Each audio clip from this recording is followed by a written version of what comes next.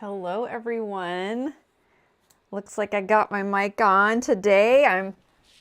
Don't want to trip over some cords here. Welcome. Hello, Peg. So glad that you're here. We'll let some people roll in before I get too deep into anything, but I hope you guys are doing well. Pretty overcast day here. It was a little bit sunshiny, but the winter's coming. It definitely feels like that. So I'm excited to continue on in this piece. It has been a journey, let me tell you that. You Pastel Insiders are going to get the full view. But welcome, Karen. So glad that you're here. Chrisella, Ari. I'm really glad that you guys are joining us today. So yeah, this piece, I figured out what the challenge was. It took me a little bit, and I've done plenty of Black PanPastel pieces, but what the challenge was is that this was a black bird. It's a black raven. So I went back and forth with my initial values. I'm going to show you where I ended up. I'm still at the spot where I'm not feeling, yeah, but I know it will all work out because it always does. But if anything, you get to see an amazing example of this, magical technique. And you'll see where I'm pushing and pulling and why. And I'm going to go over that today. And I think this is a great learning experience for all of us. Hello, Cameron. Thank you. That's my hubby downstairs. Luis, hello. Susan, welcome. So I'm going to let a few of you guys get in here. So I'm going to go over some of the basics for the people that just tune in here and watch the replay and they're not a part of the live. I'm using Black PanPastel, which is an ultra fine pastel, highly pigmented. You're basically painting with pigment. And because it's ultra fine, it really works well with this technique. Charcoal has a tendency to stick into the paper a little bit harsher. It doesn't lift as easy. And I'm using a Canson extra large mixed media paper. It's a medium grain. This is a smooth paper. It works really well for this technique. All you need is a smooth paper like a Bristol, a hot press watercolor, not a cold press. If you're using cold press, you might want to flip it over to the other side, see if that works for you. But I've done all kinds of things in here. I showed a few of these the other day, but I did a 30-day face challenge where I showed up for only 15 minutes. And I only had 15 minutes to make these faces. I couldn't spend time on them. It was a lot of fun. I really enjoyed it. I don't protect it with anything. I just keep them in this journal. And so that this is the paper that I love. And it's pretty amazing with this technique what you can do. I'm sharing with you a little bit more of a structured approach with actual line art. And that allows you to have a little bit of a plan because I support everything with a charcoal pencil that really has staying power in the piece. Hello, Laura, welcome. Oh, October full moon, she's got company. Well, then this is a perfect thing for this wonderful full moon today. Stephanie, hello, welcome. Yeah, thank you, Luis. It was a 30-day journey, so I definitely had a few days that I didn't love. There was this one in here that looked like Princess Diana. Oh yeah, look at this one.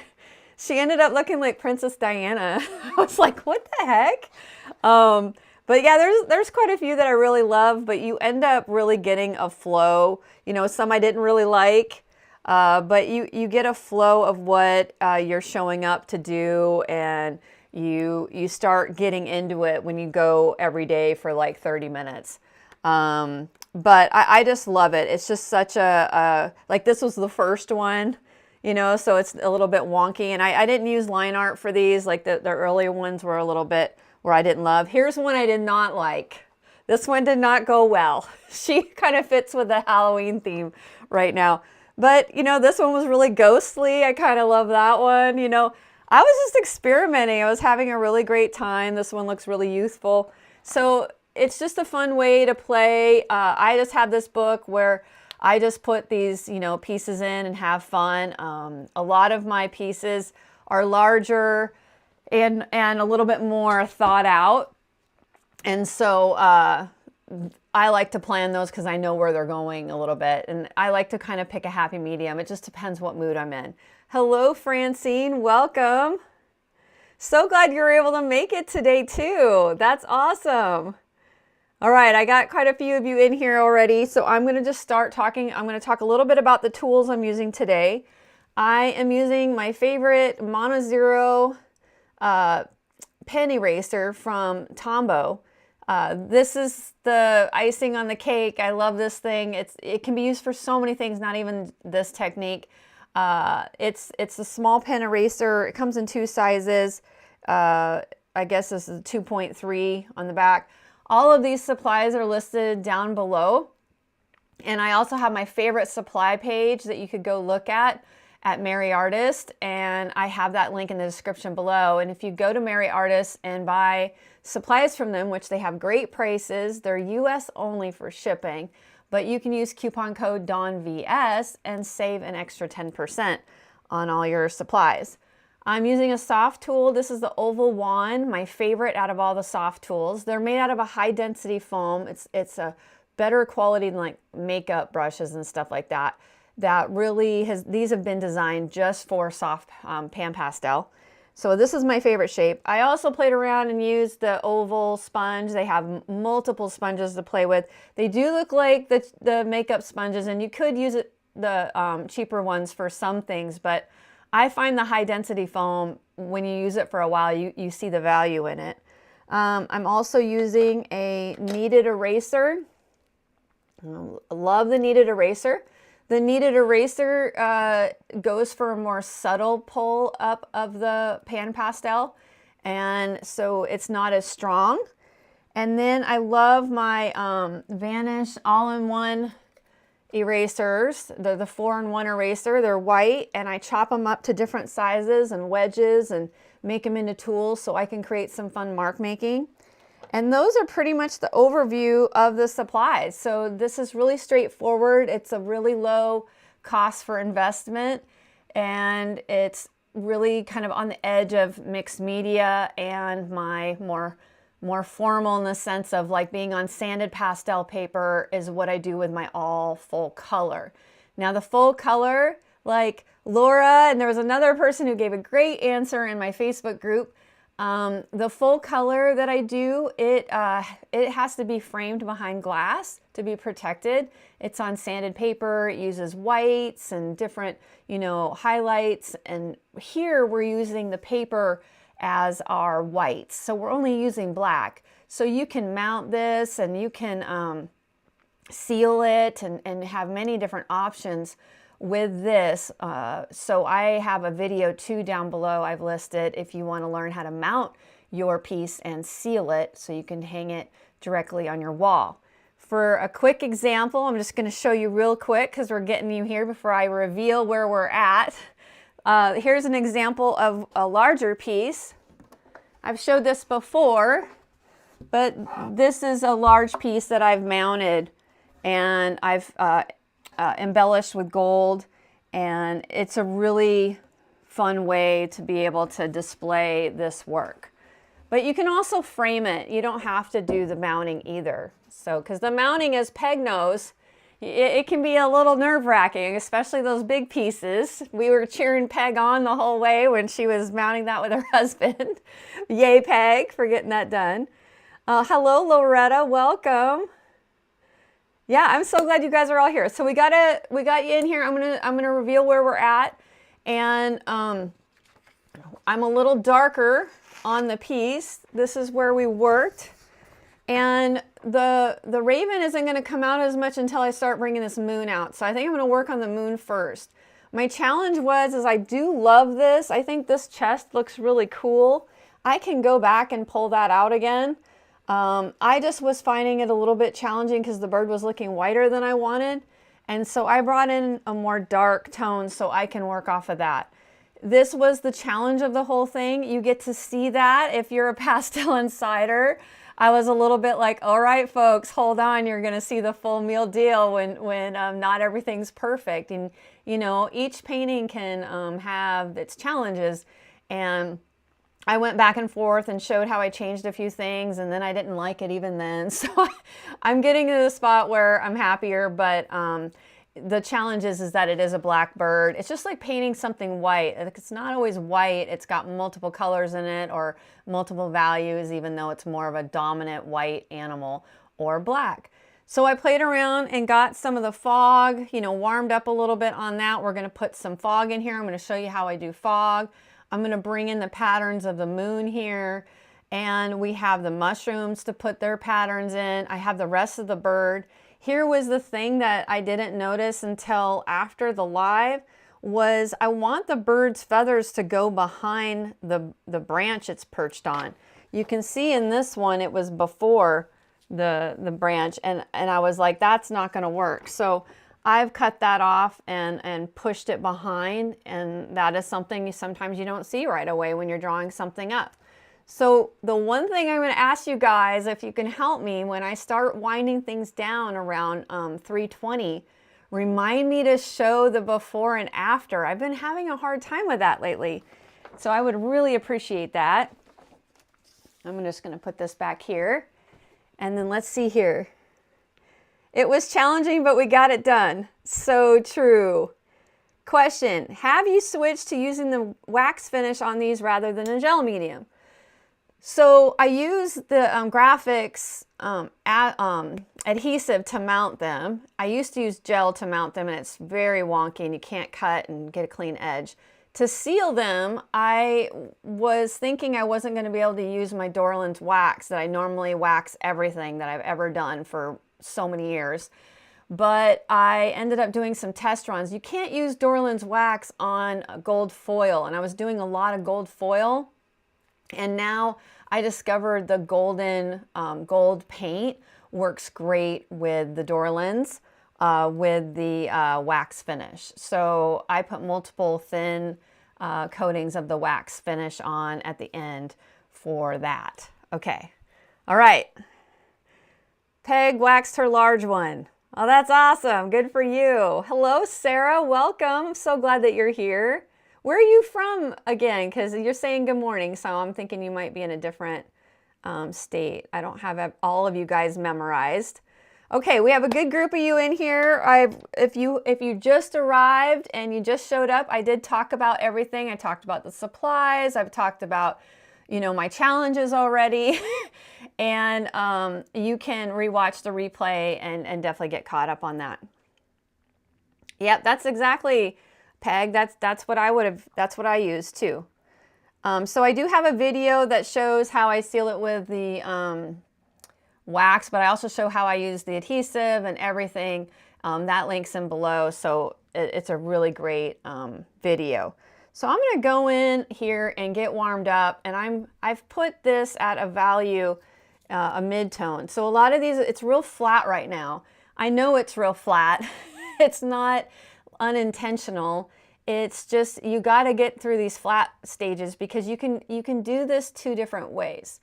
You can take your white paper and put the black in and not pull up as much, or do a little bit of both. You can put your value all the way in, and then you can pull up with the eraser for most of it. So I have it in here about my mid-tone. That's where I like to go for a lot of these. And I do a full, you get the full meal deal. You get to see how you get the line art if you're a Pastel Insider member. You get the full instructions before the lives. And you also get all the behind the scenes from Wednesday, and you'll get the behind the scenes for the finishing details that I don't get time to do in here. So for a Pastel Insider, you also will be getting access to all of my online classes and all of the behind the scene lessons. They're basically turned into lessons now that I have so far. And I think this is going to be my 6th one. So that's pretty exciting. So I'm going to put the link in here. If you are interested in becoming a Pastel Insider, you can go and learn more by following this link. It's really reasonable. It's $19.99 a month, and you can cancel at any time. So it's a great opportunity to kind of even get a taste if you're interested in checking it out. So I'm going to pin this to the top, and then I'll answer the question here. And then, oh, Michelle's awake. Welcome, Michelle. So glad you're here. Okay, Francine, regard to the black bird being challenged. Do you ever do a concept sketch to begin with, blocking out your tones and deciding ahead of time where your darkest darks and lights will be? I do sometimes. It would have maybe been a little bit helpful for this, but I don't know if it would have been, because sometimes I think if I go in with that mindset, I think I would have been good for me to do. But to be quite honest, I went out of town for a few days and I wouldn't have had time for that. But I could have, I guess I thought I was already having it worked out, but I think if you're new, doing that could be helpful. A lot of pastel artists will do tonal thumbnails, plan out their darkest darks and their lights. But with this technique, it's hard to do because you don't know how much is going to come up with the erasers and how that's going to look unless you just get into it. Sometimes you can plan things out, but sometimes you just can't. And I have done so many of these that usually I can work it through the way and get it worked out pretty easily. But the techniques I wanted to use was bring it into more of a whiter bird, which I'm going to just kind of accept because they do have, you know, shimmer off of them and everything too. So I think I overthink it a little bit. That happens. But I'm just taking this kneaded eraser, I'm shaping it around my thumb. I'm just getting it into a nice smooth shape. And then I'm going to just start pulling a little bit of the moon here. And this is the real fun part, is you just get to pull up the values. Now the moon has some textures in here. I'm going to reshape this because what it does is it loads it with the pastel. So the kneaded eraser will need to be like worked into it. I'll show you the next one so you can see it before I subconsciously start mixing it together. So I'm getting it smooth again. It doesn't have to be ultra smooth. It just needs to be smooth enough, because what happens is it'll start mark making. And I'm going to just kind of put some shapes in here because this has shapes, but you know, the moon is got all kinds of great, you know, these craters and stuff, and you can exaggerate them and you can, you know, pull them up, and you can go either way and push back and forth. But see, it starts to fill up, and so I got to knead it again. Oh, Sarah, you're in New Zealand. I thought you might be in New Zealand. I couldn't remember. So I'm reshaping it again. I can play back and forth, and I'm going to bring up the rim of this. And I'm not going for a perfect replica of all the patterns in the moon. I'm just kind of getting the vibe down, you know, like I want around his face to be brighter.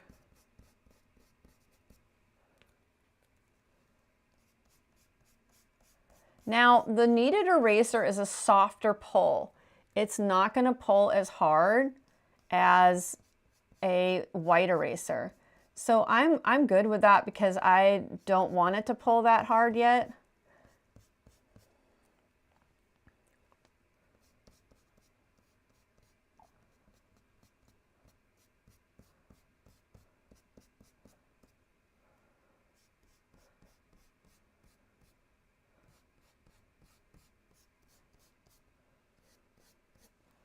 And so you can see this is pretty magical. I mean, it's just, I love it. I love the opportunity. And so you can see that also too, that the, it's not fully white, and you won't get your full white back, but I can take a white eraser and pull some of these up even more. And that's going to be a harder pull. And I could go back and forth with the black PanPastel and tone it down.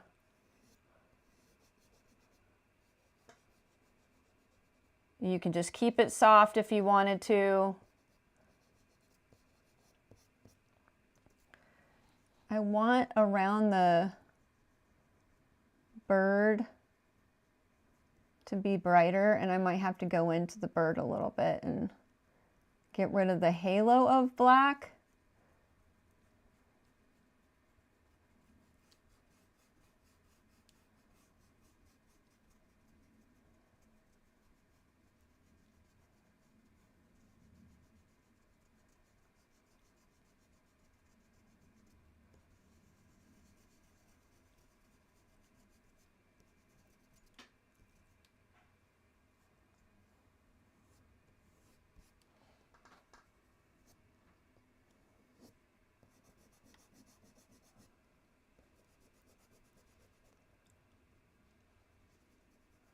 And so I could have kept the paper white and just put in some of this. So it all depends on which way you like to work. I suggest trying both of them out and seeing how it feels. I feel like I get more depth going this way, but these holes are going to start looking like caverns. So I'm going to have to, you know, bring them up slowly. But you can see the cool moon effect that, you know, I'm getting. And it's going to start glowing here. And that's going to give the raven the contrast that it needs. And moons, you know, they have a little bit of shadow on them as a whole, but I'm going to bring this out. And it's going to give me the contrast I need. Thank you, Michelle. Yeah, right? It's going to really bring it up. So you can, you know, if I was here alone and I could just meditate on it, I'd be going a little, you know, more methodical. But I'm just trying to get it up. So now that I went in with the harshness of the white eraser, I can take and bring up some of these that are a little bit darker slowly.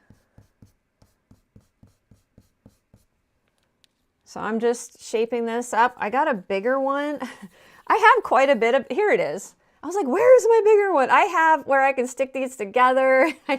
And you know, you just want to work in that pastel and get it rolled up and get it shaped up. So now that I have it so big, you can really see. I can bring this up.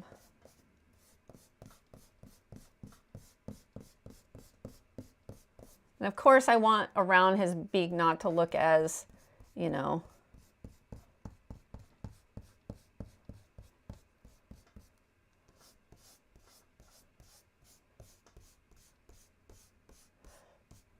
but I just wanted that moon to be subtle, so I gotta play with that. It might be where it's not going to come up enough.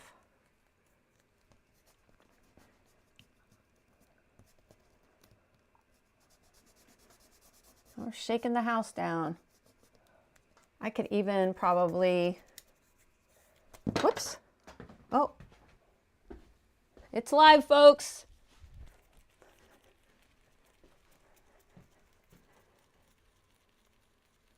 Right, Laura? That's what I'm here for, is to really get your imagination going. Like, you don't have to do exactly what I'm doing, but it's fun to follow along. But you can see how maybe those I'm getting them a little bit more subtle. So then I had to change my paper over here to cream because my camera was blowing it out. I have quite a bit on my wand, so I'm testing it right there, wiping it down on my microfiber towel.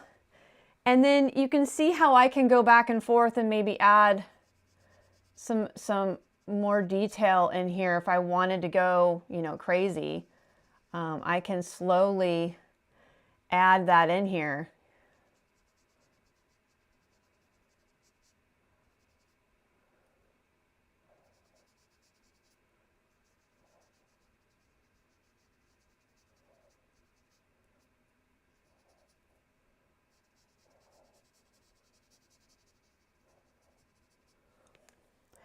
And you know, I know that, you know, the moon has like, can have like more of a couple white spots in here.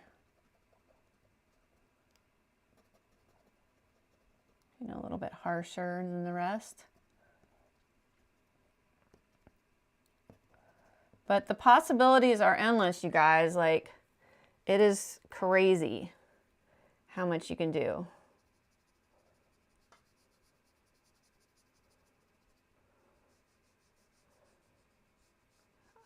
And that's why I call it simply magic, right? Like, it's pretty amazing.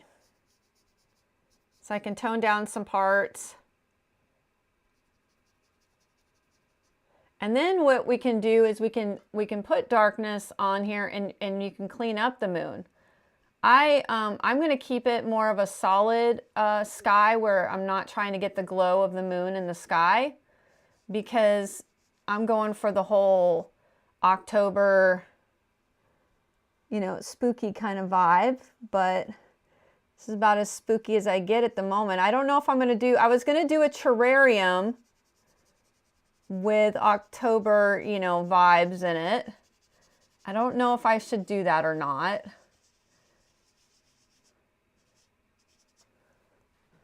Okay, so I'm going to go and take my maul.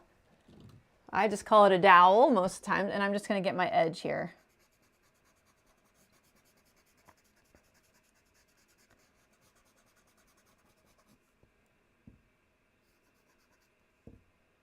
Now this just helps me so I don't lean on my paper because I'm on an easel. Now, you know, I can even, you know, put some scratches in here. I could even put a doodle look around the edge. I mean, I don't know if I love that or not. You know, there's so many options that you can do. Your creation, your imagination is your own limit. So I hope you like the moon vibes, because I'm pretty excited about it. So yeah, I got it in there. If I feel like it's too mottled, I can play with it more, but I think right now I'm just gonna leave it where it's at and kind of slowly build up on it. I got a mountain of kneaded eraser. Let's pare that down a little bit. Let's see here. What I loved when I did my black and white piece is how much it teaches you contrast too. Now on color pieces, I'm seeing it better. Well, yeah, exactly. Value and contrast is really important. It's important in design. And if you really want to level your artwork up, learning about value is incredibly important. I feel like that's when my artwork leveled up, is when I started focusing on that. And I didn't realize how important it was. I was self-taught, and I skipped a lot of that stuff because I didn't consider it to be fun. And I started, you know, paying more attention to that, and it's really helped me see things. I think the other thing I tell people a lot in my classes and on here is to take a photo of your work and switch it to black and white. It really helps you see the values. So you could fiddle with this and have a great time and go back and forth, and it's a ton of fun. So I just want to at least give you the ideas, because we have so much to do today. Let's see here. Exactly, Jennifer. Hello, welcome.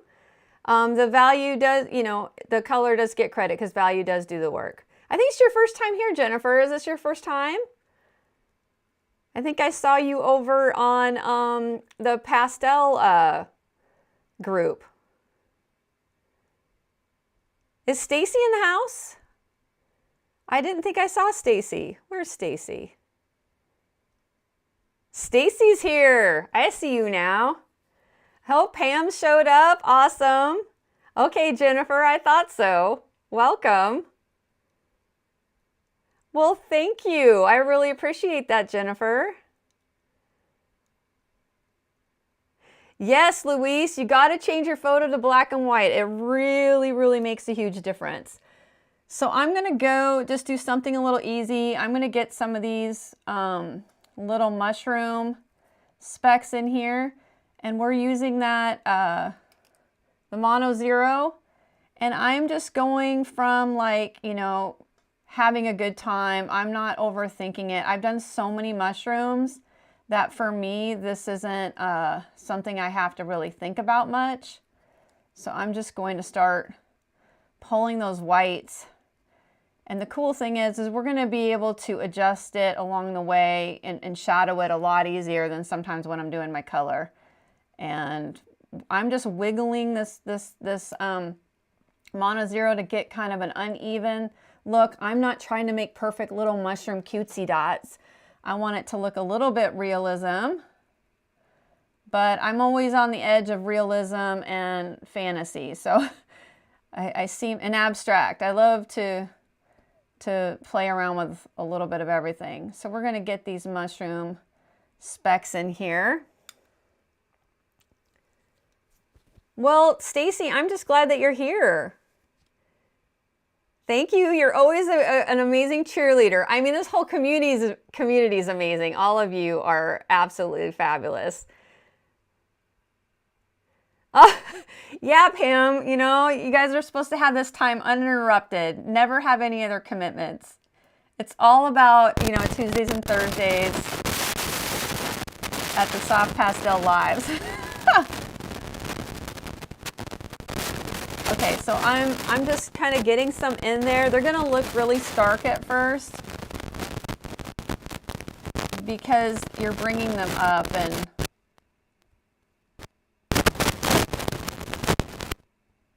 this is, you know, one of those, what, you know, I would call a meditative moments.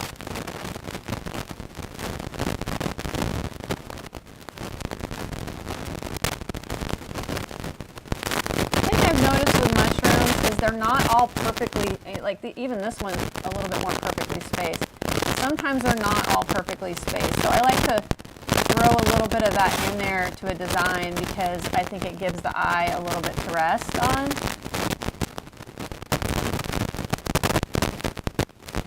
And plus we're early on in the live, so I always like to find something I can warm up on. It's important to warm up, and you know, if you don't want to warm up on your actual piece, it's good to have a scratch piece of paper there just to play around and get warmed up and feel good about, you know, what you're doing. I usually will pick something easy.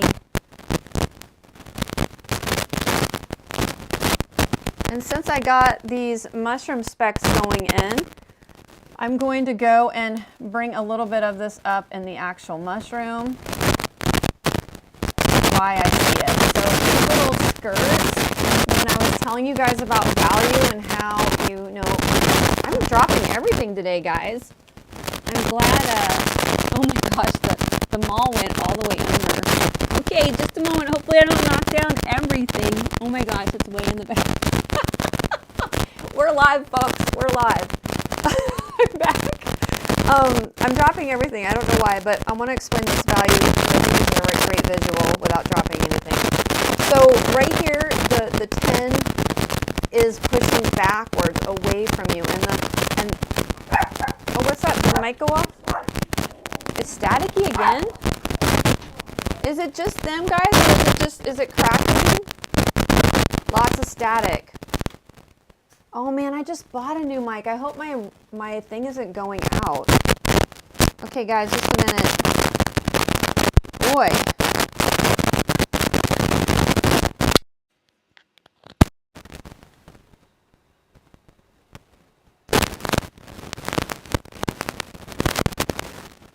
I'm going to turn it up on my end so I can hear it.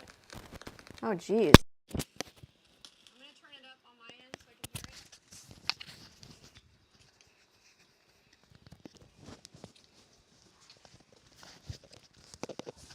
Okay, guys, I'm getting rid of the, I don't know what's going on with my, is it still staticky? Sorry, guys, technical difficulties. Okay, I'm hoping this is better. I'm really hoping. I'm hoping my Rode mics aren't going out because these are expensive. Okay, I'm going to take off my lapel and I'm going to put this on and we're going to see how this goes. Oh my goodness, I just bought a brand new lapel mic and maybe it's the, I don't even know. I'll figure that out later. Is it still there, the static? I don't even know. I'll figure that out later. It is slightly there. Is it still there, the static?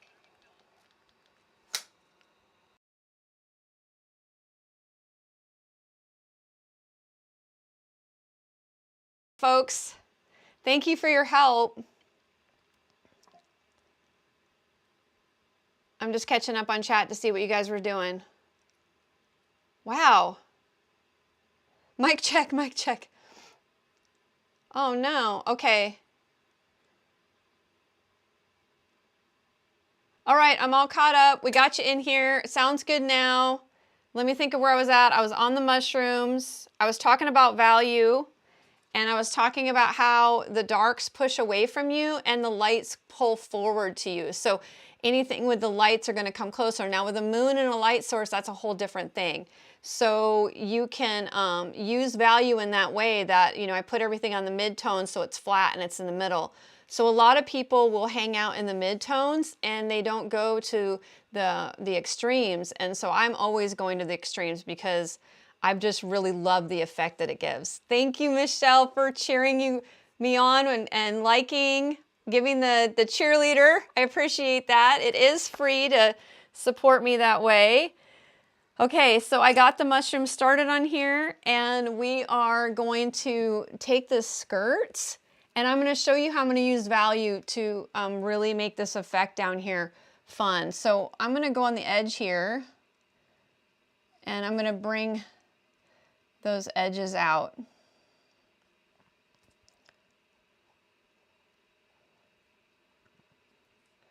And that's going to just start making them curve towards you.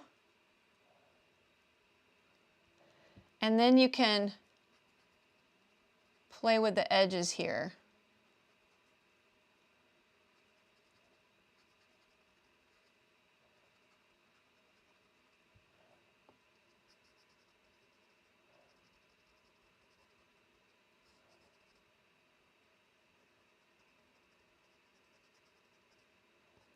And I could use one of the other erasers too. I'm just trying to get it in here so this is a little rougher. And then I can take my kneaded eraser. I need a lot smaller one. I don't need that big one. And you can see how right here almost looks too deep. It's too far into the value range. And so we're going to pull that out, and you're going to see how I'm going to bring this plane and this plane, I'm going to bring this one up to these two planes. And that is what can really help you with the value, is to start seeing. You're starting to see, and you can take in more. And that's why, you know, I suggest if you're like a Pastel Insider and you're in my Pastel Insider membership, I'm definitely going to suggest you guys watch these videos first before trying this out, so you can see some of the challenges I had and that I worked through before you take it on. So I'm going to go in here, I'm going to pull these values up. Now I just, right there you can see how that stem is pulling up. And it creates a 3D look, and I'm picking up that pastel, and I can go on the edges here. And that's going to make that rim. You just start learning to see the changes and the subtle shifts. And this is where the magic happens, folks. Like I got this shaped in a fun little shape here, where I'm just using the tip of it. And then I can bring up the values down here because those are a little too far. This is a too far gap too.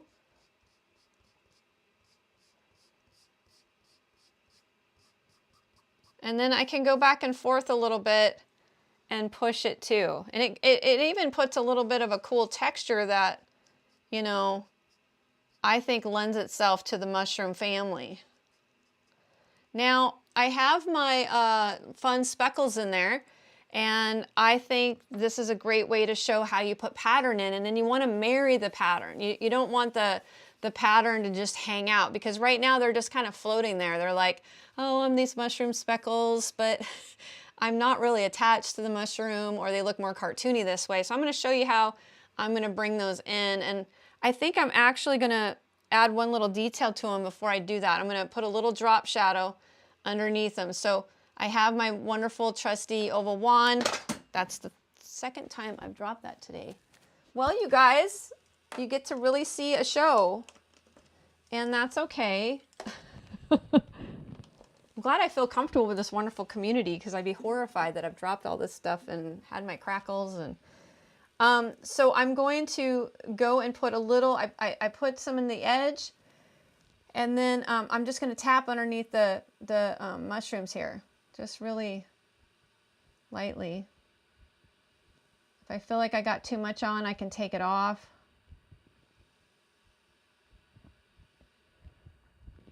Don't have to do them all, but it does add a little, oops, I covered that one totally up. But you can just go back and forth. That's what's fun about this, is it's such a forgiving technique, you guys. Like, especially if you guys are new, it should get rid of the fear of trying, and you know, you can go back and forth with it, and that's what I love about it. So I got all my little shadows in there. That adds another little flavor to the whole thing. And then, yeah, the mushroom stalks, it does make a huge difference. Thank you, Stacy. Lives are fun. Now my microphone's changing my voice. Oh no. I hope it's not gonna be horrible. What's going on? Maybe I should turn it down a little bit. Let me listen to it. Maybe I should turn it down a little bit. Oh, my voice sounds normal. I tested it out. Okay, so now I'm going to take this mushroom, and all of these tops are a little bit flat, and I'm going to bring out the top here.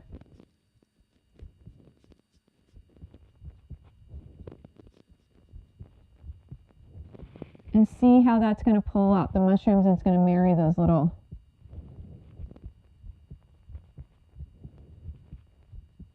And I might have to put a little bit more in, like it might take them out a little bit too much, but.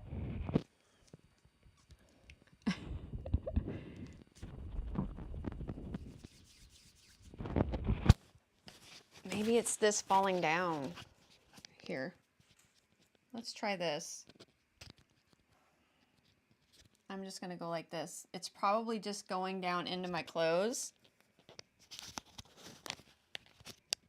I don't have anywhere to clip it, and that's my problem today. So I'm just gonna hold on to it. Tell me how this does.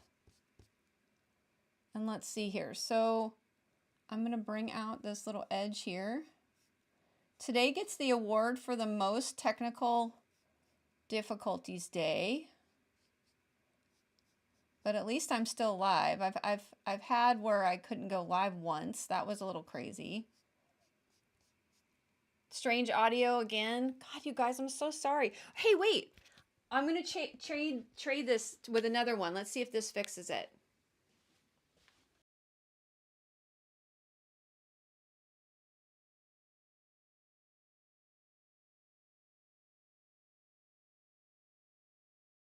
Let's see if it's just that Rode mic.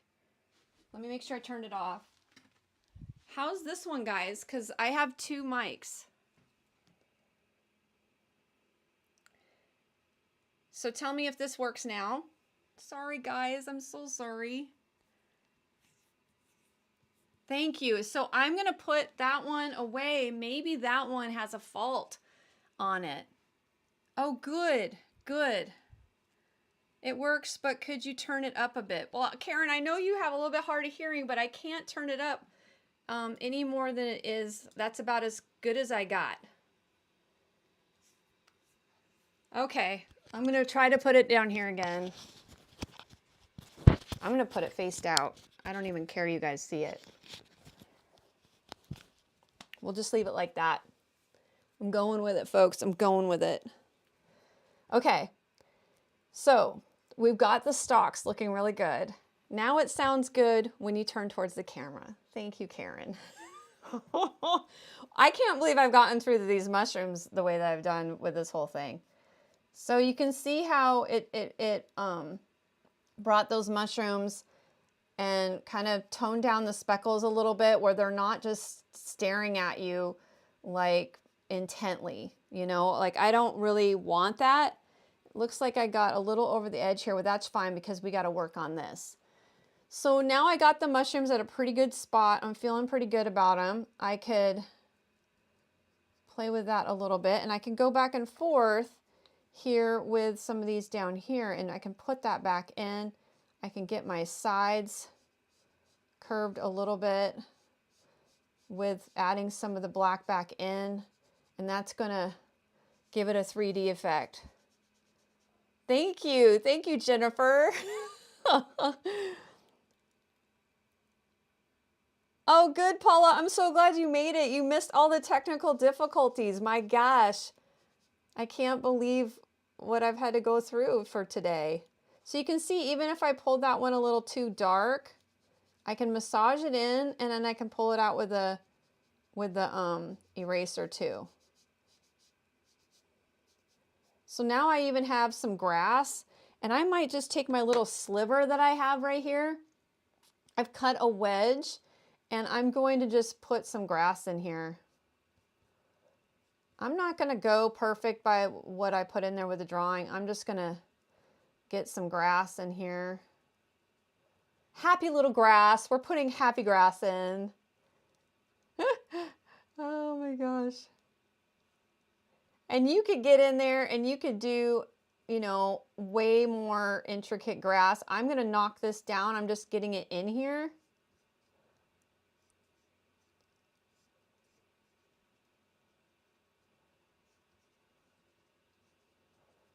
Really fun grass. We're all about the magic pastel here today. I mean, this grass might look a little sharp, might not want to, you know, lay on it, but now I'm going to knock it down a bit, and I can even add some black into some of the little wedges. That's a little heavy. This is where you got to try to find a happy medium. Nope, a little bit more. And I can push this back again.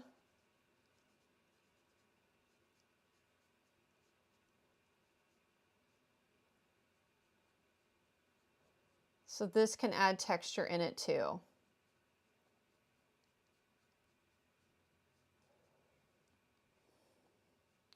I think I'm going to have to celebrate after this live that I survived with my mics and everything. Holy cow.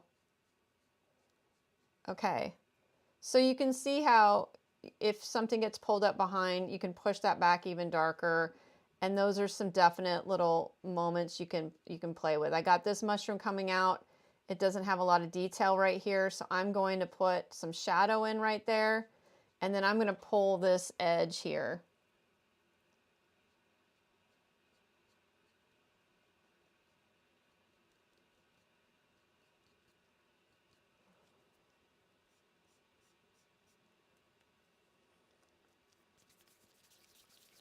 Yes, happy little grass. I know, a spiked chai tea. I actually don't drink anymore, but you know, I might have to spike it with something. Oh my gosh. Oh man. Okay, so you can see all the fun, really cool textures you can put in these mushrooms that are super fun. I can bring out this front part of the mushrooms even a little bit more, kind of right where it's going to bend up. And this little upper part, I can go back and play with this. It's not, you don't have to be totally done, but I think you got the vibe of it.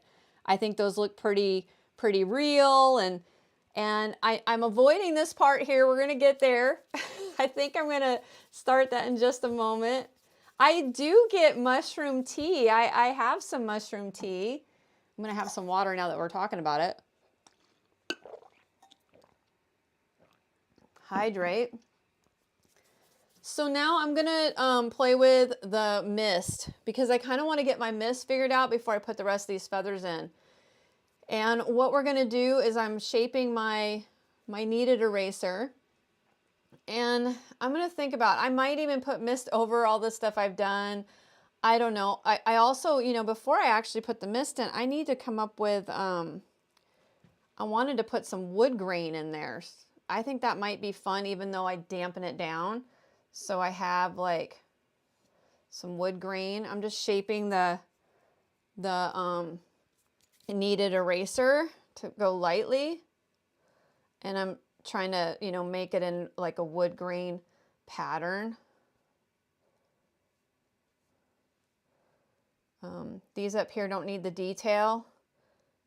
And then what I can do is I can take some black and I can put like a knot right here.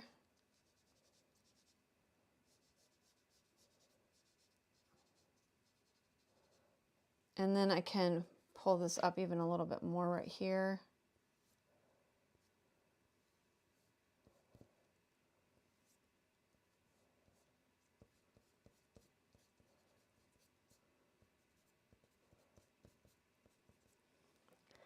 I mean, come on, guys, right? Like,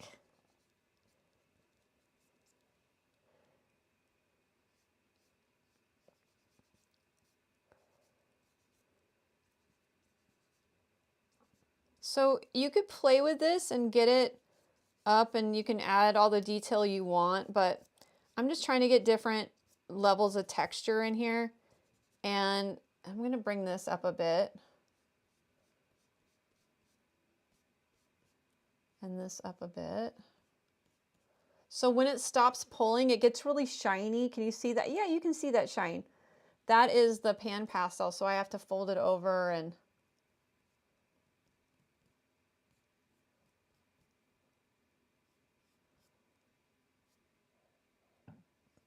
so I'm pulling the edges here to get that lighting in from the moon. I might go up there with a little bit more detail of an eraser. And so I feel pretty good about that wood grain. What do you guys think? I can even pull it down a little bit and take out some of the value because your eye is going to go there. So if I don't want your eye to go there that much, I'm just going to take that magical tool and tone it down.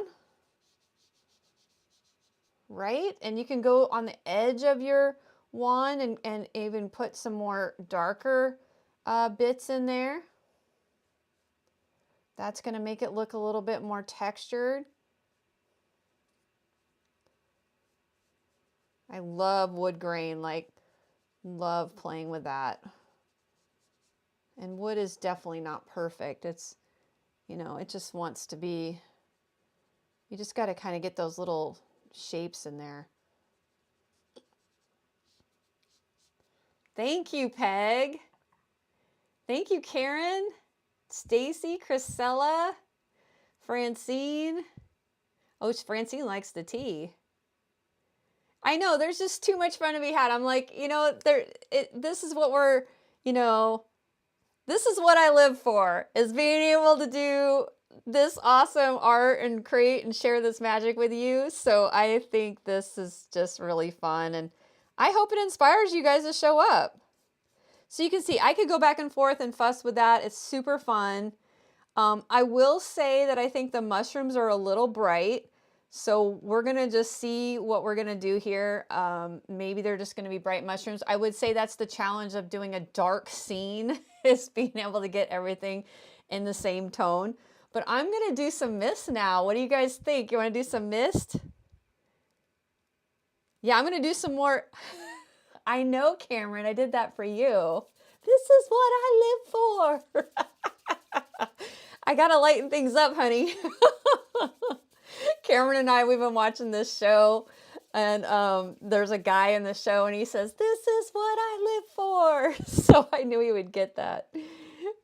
Okay, so here we go. We're going to do some mist, you guys. A lot of times you just got to go with it and start it. And I know I kind of want it to roll up here like I could just, you know, get in here. And you have to have some dark And you guys are probably going, don't ruin the wood, but you got to have something in here to start. And you got to go over some of the art you created because it's, so it looks real. See, we got a little bit of mist there. I won't go crazy because I don't know how much I want to do. Now I'm using the kneaded eraser first. And we are going to keep doing the mist here. I'm going to go.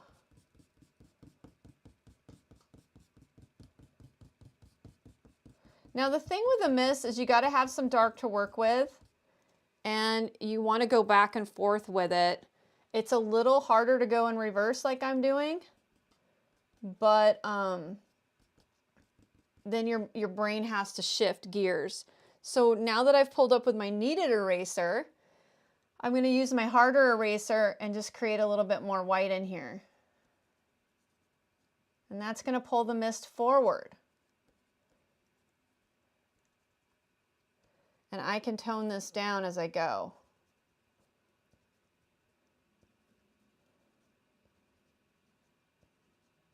And that also can help get rid of some lines that might be showing through that I don't want. Now watch how I can use this to tone it down, to add the fluff. I got to wipe that off a little bit. It's a little strong.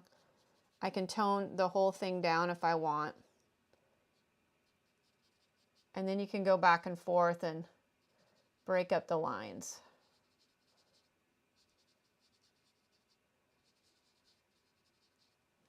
So you just have to kind of play with it.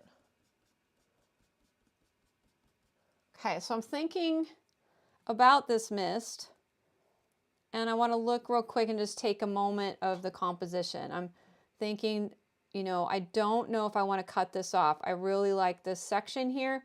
This is considered a focal point. We got our focal point up here. I think I'm going to keep the mist low in the piece. I don't know if I necessarily want to bring it up here into the moon. So that is probably my biggest debate. So I'm going to balance this out. I'm trying to think if I want it to go in a little bit more.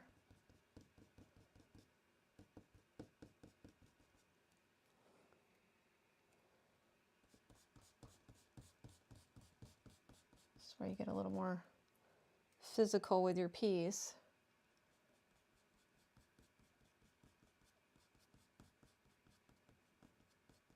I can have it go back into the, you know, where it's already doing.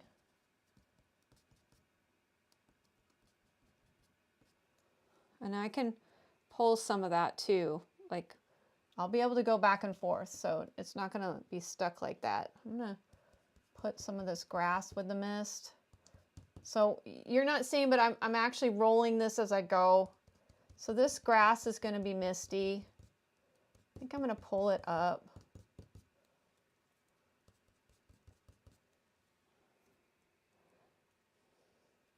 And you got to leave some contrast in here or it doesn't have the same effect.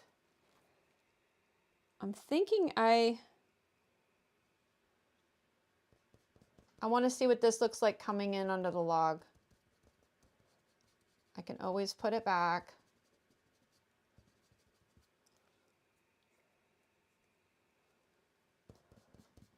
Now, if you're intimidated by starting the whole piece with the mist, you can practice the mist on a piece of paper. It's worth, you know, taking time to practice. Now, here's one of those moments where I have a black line that's going to stay in there.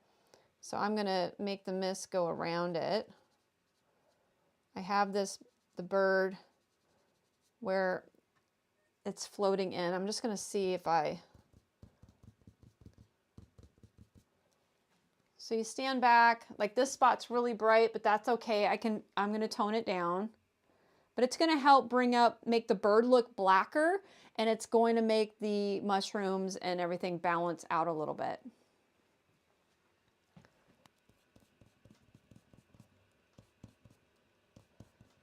So I'm hoping the microphone's sounding a lot better. Yeah, this is a part that that you got to step back. But the cool thing is, unless you're going over your main piece, it's not as challenging. Like this would be really easy to put back. But sometimes when I'm taking a big leap, I really want to plan. Like right here, I'm not sure about, but I got to just like try it. You can try and take more chances here. So I'm going to go into this moon here.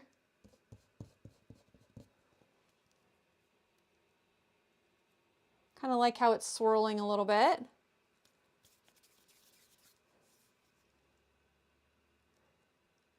This is the hardest part for me, is erasing what I love. Yeah. It can be hard, but you know, it's making it, you love it more. Like I love this more because it's more of a part of the piece and I erased it. I feel like I might have missed a couple comments here.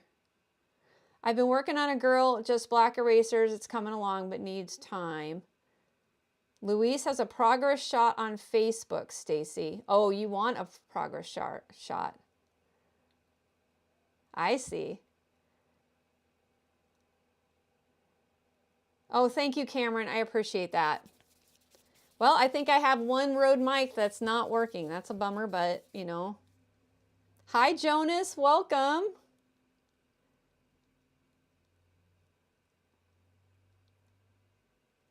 Okay. So I feel like I got the mist to a good spot where I'm gonna play with this a little bit and get it, and I'll show you how it's real subtle. And then you can add more dark into the sides and shape the mist.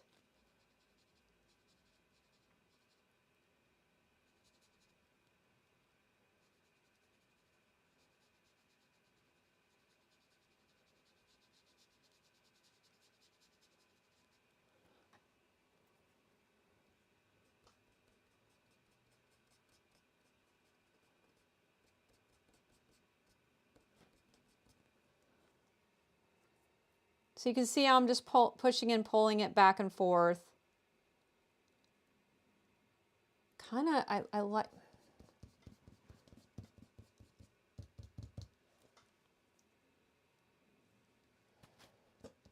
I like the wood grains, but I don't want to ruin that by putting too much mist on it, but I really like the mist. So I'm just going to put a little bit there. So I think I'm going to leave the mist where we're at for right at the moment. And I'm going to bring the rest of this bird up and I'm going to work on these trees because we have a good time right now for that. So hello everyone. For those of you that just joined in, I know not all of you are chatting.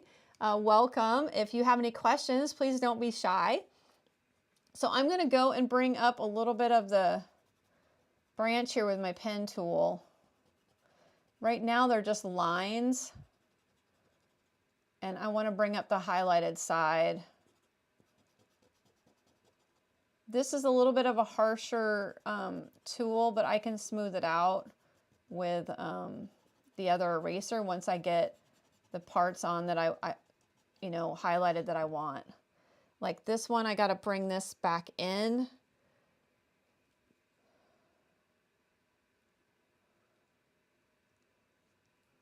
I'm just using the edge.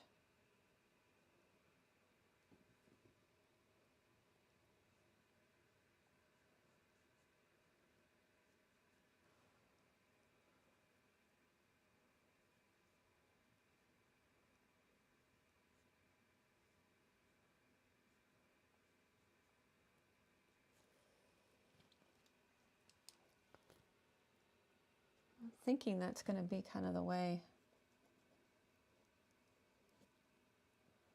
So I'm putting a little rim light on that.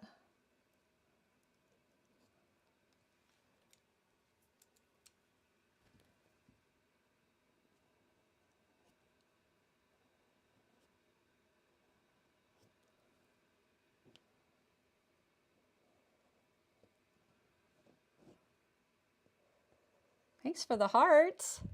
Hey, Zolly, welcome. Thank you, Paula. I appreciate that.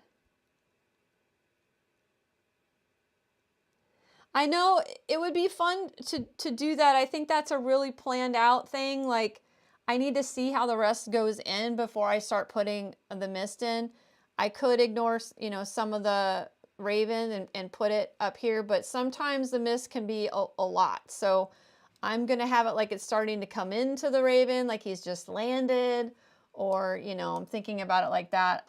That's can be sometimes a big choice. So I'm going to see how I feel. So I'm going to rim light these a little bit more. And I'm going to smooth out this.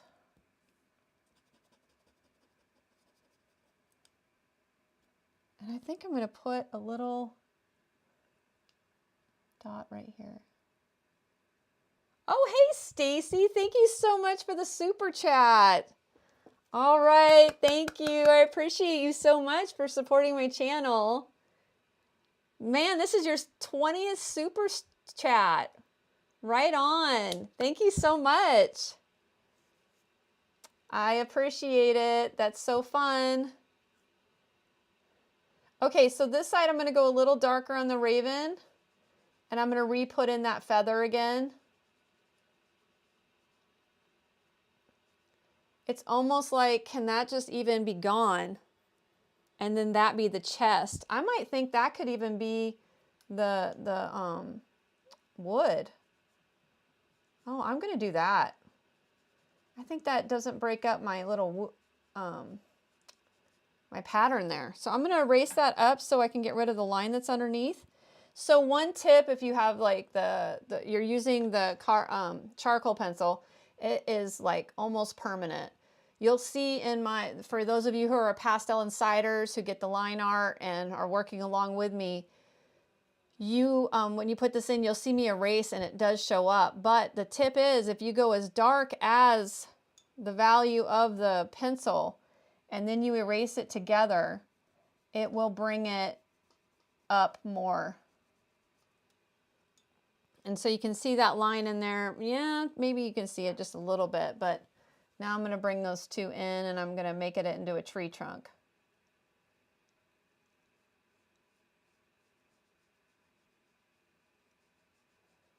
So that got rid of that line. I like that better. And then I can go extra dark right here. Kind of a surprise there. I'm going to fix the line art for that. It's another reason why I wait to give the line art out.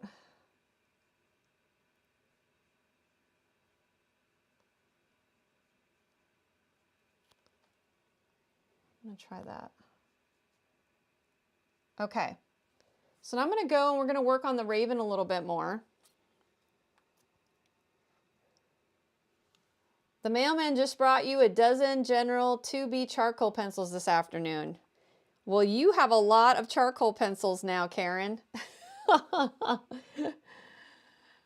Gotta keep me in the tea. Thank you so much.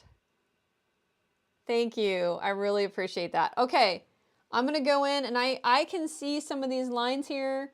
You can see them too. And I'm just going to go and use my Mono Zero and put some pattern in and continue the feathers down.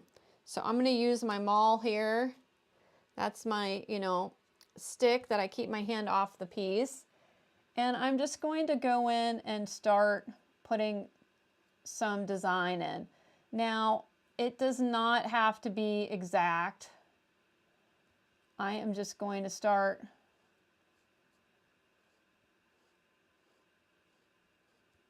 putting pattern.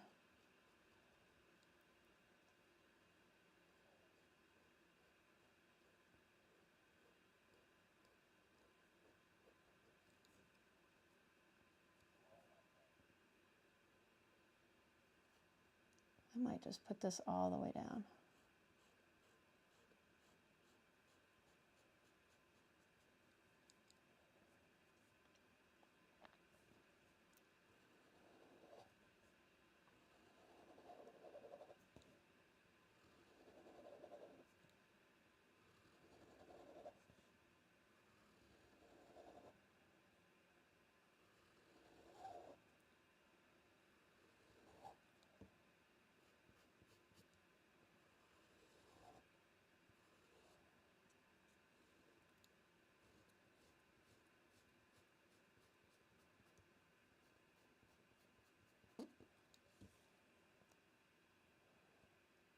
So I'm trying to get a little creative with the pattern.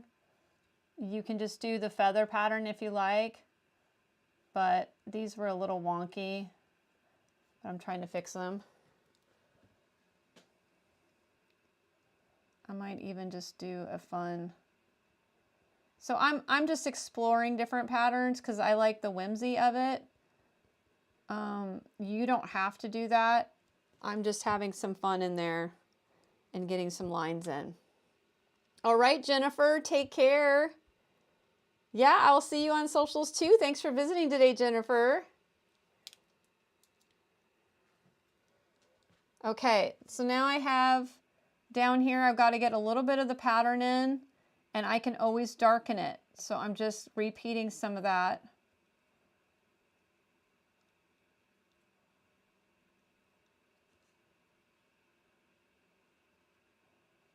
And I'm just using some of those feathers as a guide.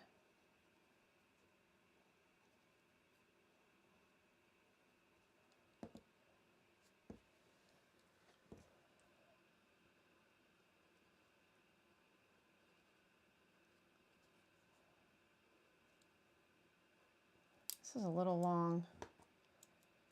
There we go.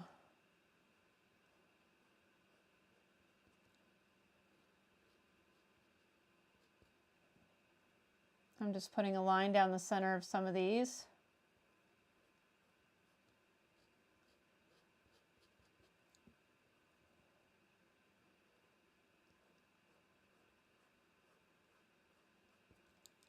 Now, I'm learning that if I just put the line down on the tip and I'm leaving around it a little open, then I can just bring that pattern and fade it up into the crow or the raven.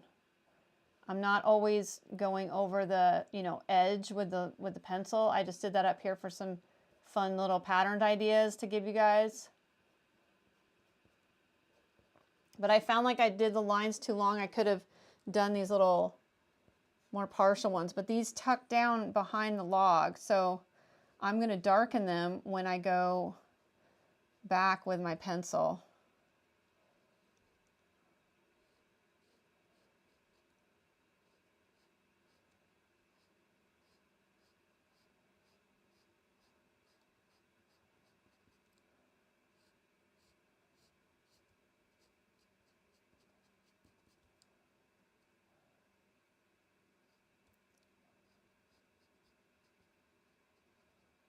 And I just want a pattern to be back there for when I darken it.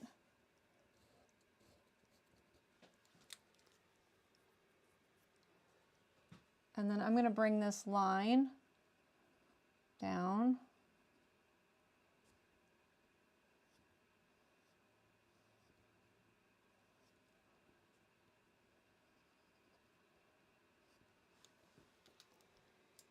Let's put a quite highlight out there, but I'm going to lighten this a little bit.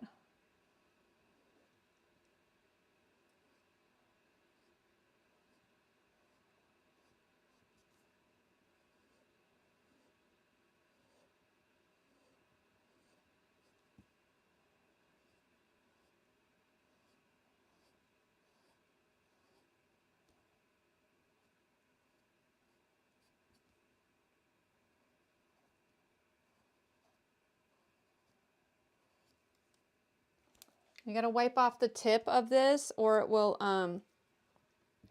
it just kind of balls up and can get in your way.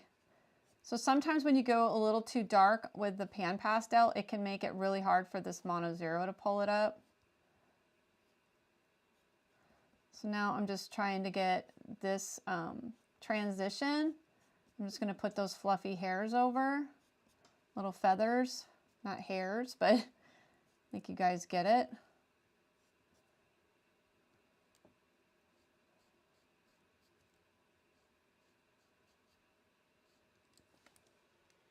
Okay. So I'm just looking at my screen when I'm looking over that way.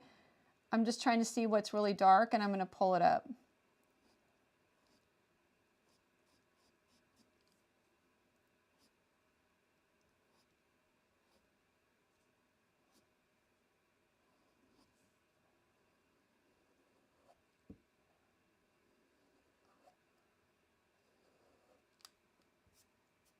And I have this brush. It's a bristle brush, and this is a really good example of how durable pan pastel can be on this. You can just brush it and get rid of any sediment of the erasers. Excuse me. So it's on there. It's not coming off super easily. So I feel like I got a lot of that pattern in here. I'm really liking that. I'm gonna put a few touches of dark in there, and then when I bring it and push it back, it'll do it all at once.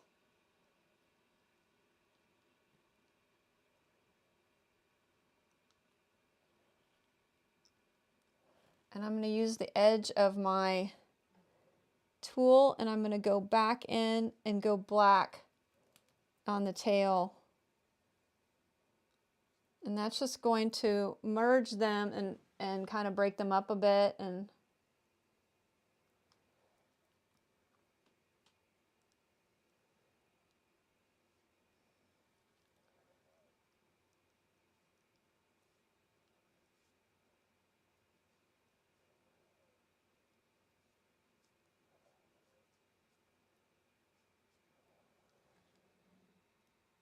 yeah, that's bringing it down a little bit more because it was like that edge was cut off. And it's giving some of that highlight, but it's not as intense. I'm just going in some of these dark spots to kind of add a little bit more interest.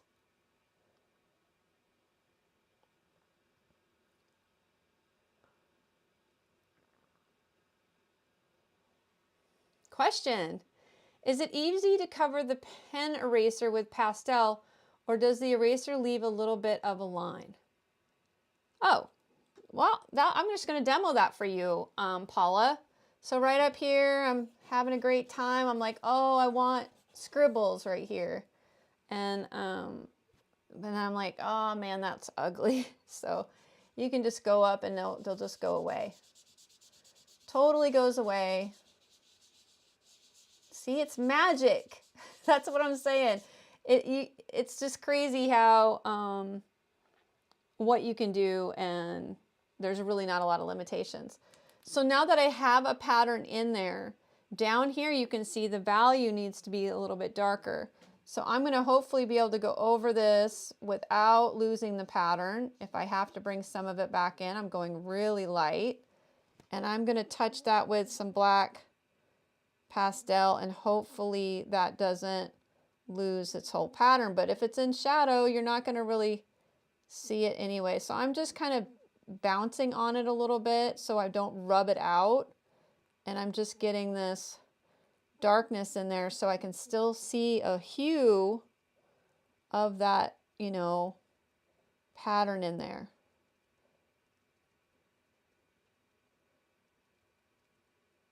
Because we need that value to be darker, because that belly under there, you know, I can see the pattern. It's a little bit more faded, but I can also go in and go really light and just bring out some of it if I felt like it went too dark.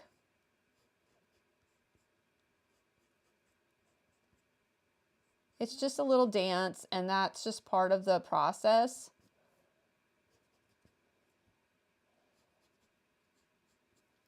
So I can put a little bit of that back in, but you can see how that's really pushed it back right there. It's amazing how just a little subtle highlight there can bring your eye though. And I kind of feel like I want to go like this.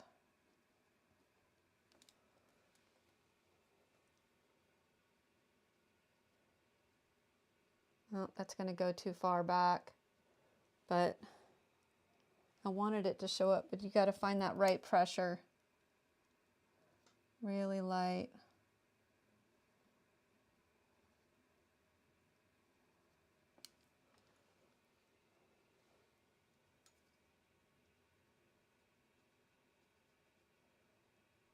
And then if I've pulled, you know, tapped into something over here, I can just bring this out.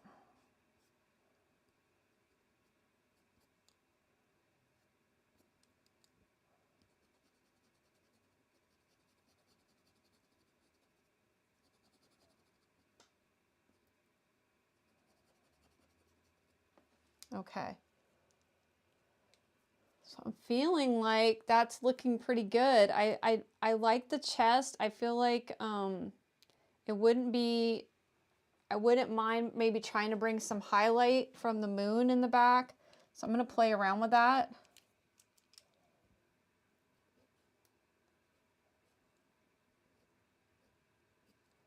And I can also pull it all together, but I really don't want to mess with the losing the highlights here.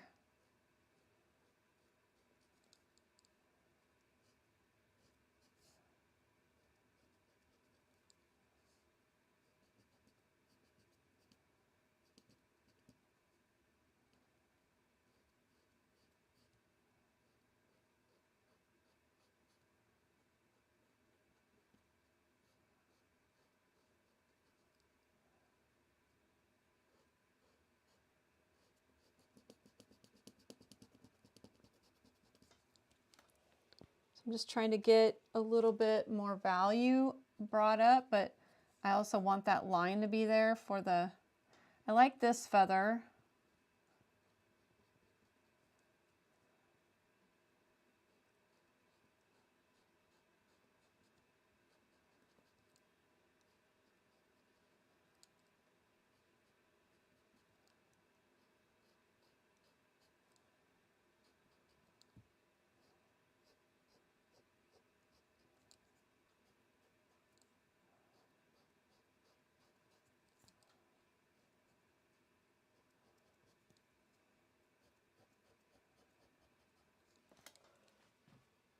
So you can see how we're bringing up the values in this section.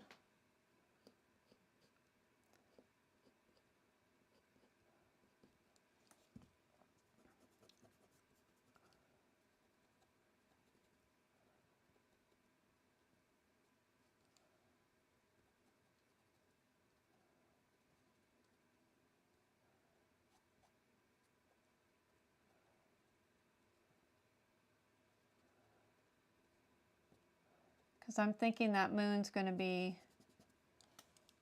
really shining here.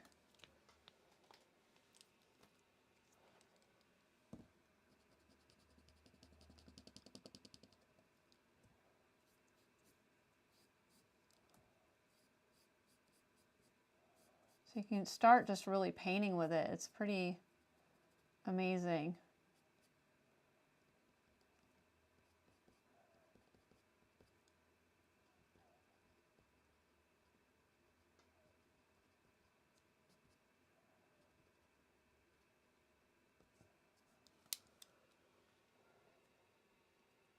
So it's slow and steady wins the race here. I really want this to be a little bit brighter. I had it in the beginning really bright and I just didn't love it. I mean, I like the effect it gave, but I needed it to be a little darker. Bring out some of these feather edges.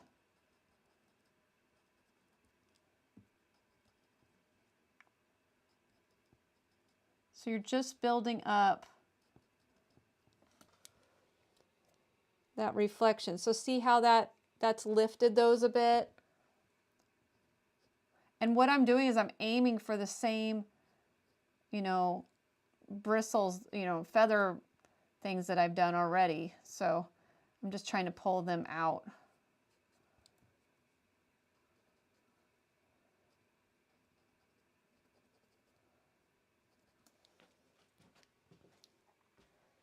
Okay, I'm liking that better. It's starting to give me a little bit more of a value shift.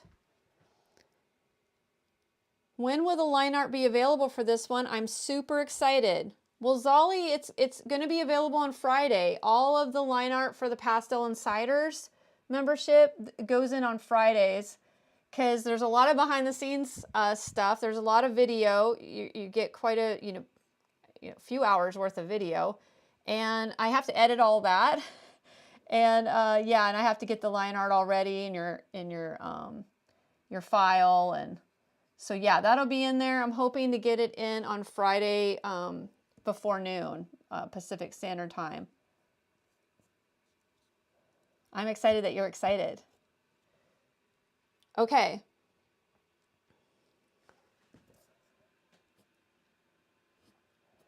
I would like to get some more dark marks. Now you can go in with your charcoal pencil and create some depth in here. I don't love how the charcoal pencil feels on this paper, but I can go in and get some details with it.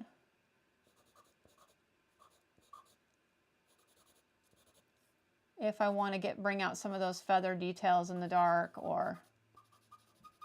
but it can be squeaky. Like, I think you guys can hear that a little bit.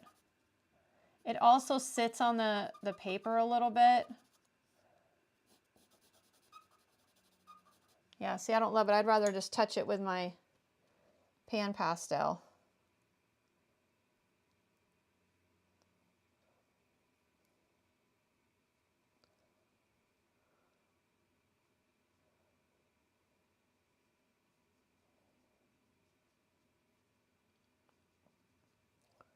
I can even just, you know, make some marks here.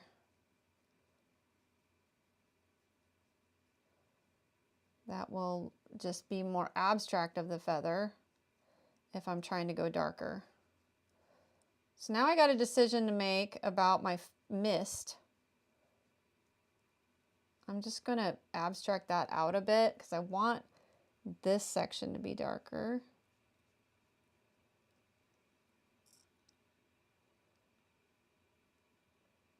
I can use the black as a tool.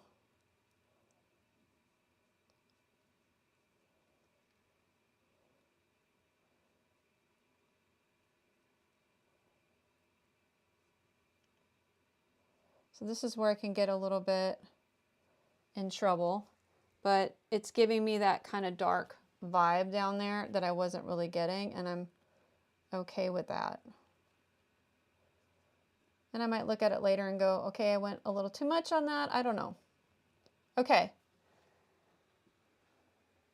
Wow, it's really kind of coming together, folks. So I got to make some decisions. I mean, I feel like the mist might be a little too much already. I can play with, I'm going to put a rim light right here. Rim light right there.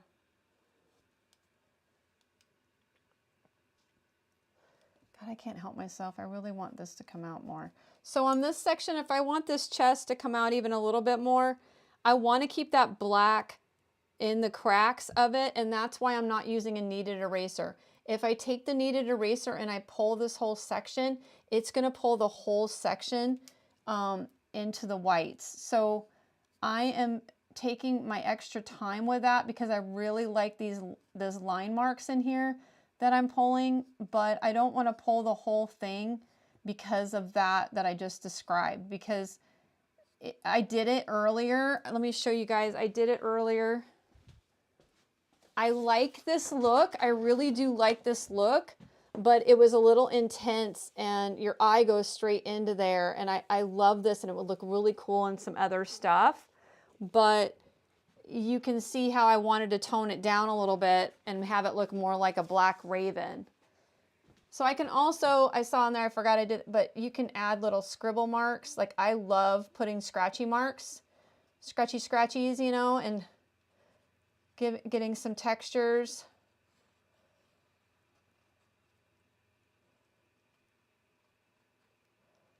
I can even put another line. I don't know if I love it. I'm just going to see how I feel about it.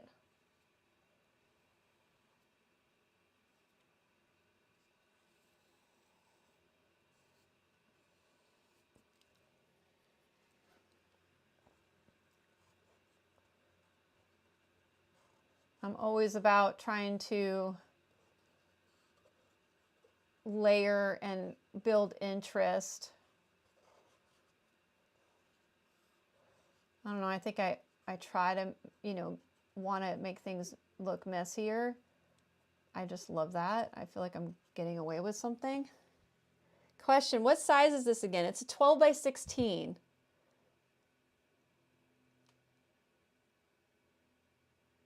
Eraser art. There's people out doing this. I just think I don't see a lot of people doing it in this vibe. There's a guy called Mad Charcoal. You should check out him. He's pretty amazing with he uses PanPastel, and he just gets on there and then pulls out faces, and it's pretty crazy. So I'm trying to see if there's anything else. I might want to put a little more dark around here.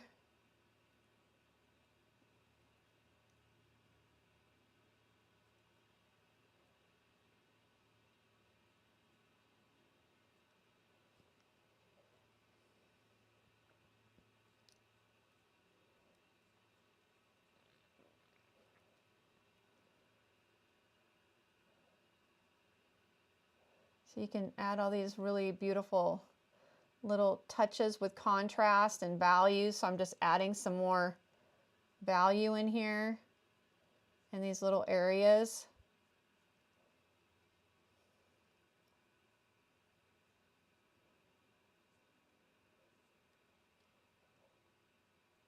I think it marries a lot of the pattern together, and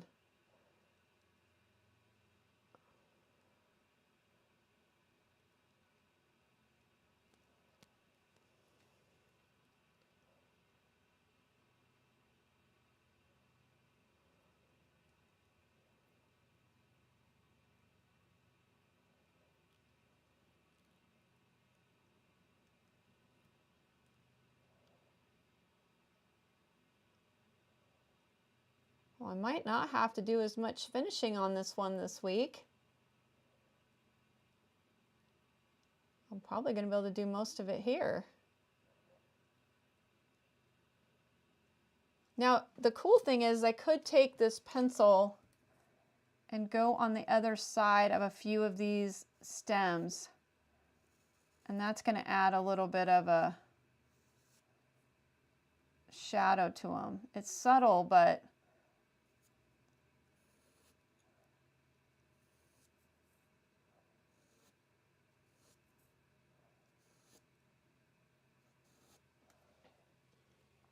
kind of brings those out a little bit. So I'm going to look at this as a whole here and see what else we need.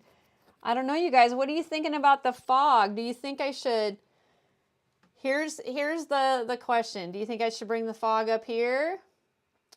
I might lose a little bit of this, but I could bring it right up into here and have it curl around. The reason why I say that is I think our eye goes to this underneath the raven compositionally. Like when you look at the whole piece, your eye is just maybe going in here a little bit. So if I brought some fog in here, it might balance it out.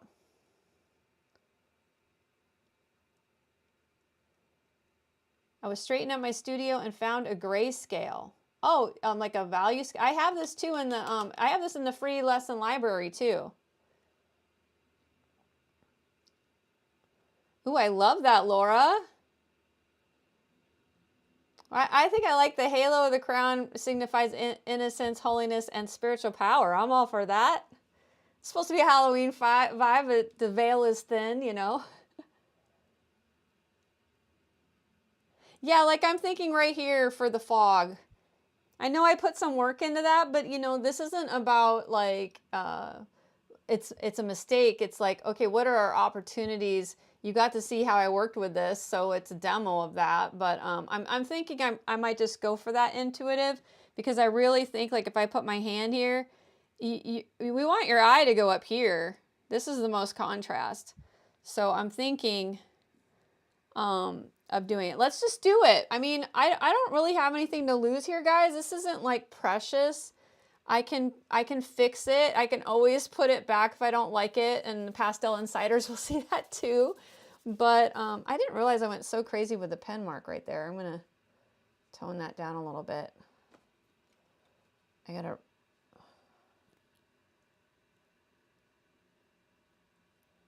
Okay. That's a little dark. So you got to think about our eyes going to certain spots too. Like when there is that, it carries your eye throughout the piece, but I'm also trying to be conscious of the darkness. I don't love that little branch there, but we'll just let it go. Okay, I'm just gonna go for it. Here we go. Thank you, Pam. Drum roll, please. I think I'm gonna pull it up all the way up to here. I think that's what I'm gonna do. Here we go. It might not work as well because the lines might show through, but let's just see how it goes. I can do this too.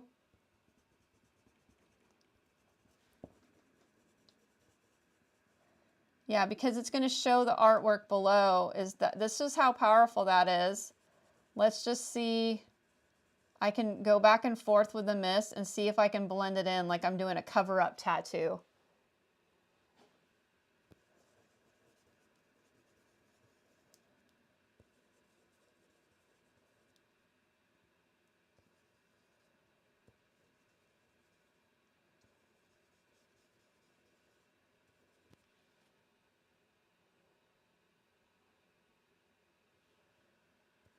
Magic is happening, folks.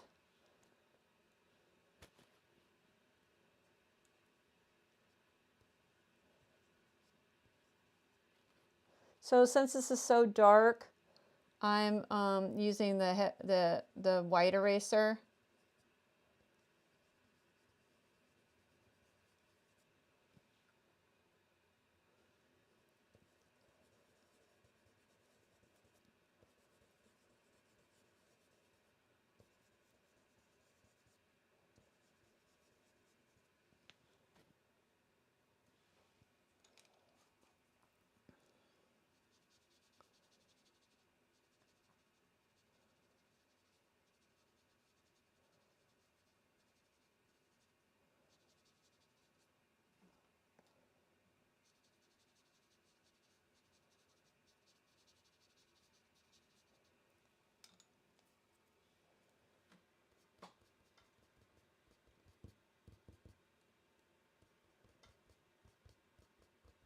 Yeah, I don't know if I'm going to be able to rescue that. Let me try one more technique because this is a great troubleshooting thing for these lines.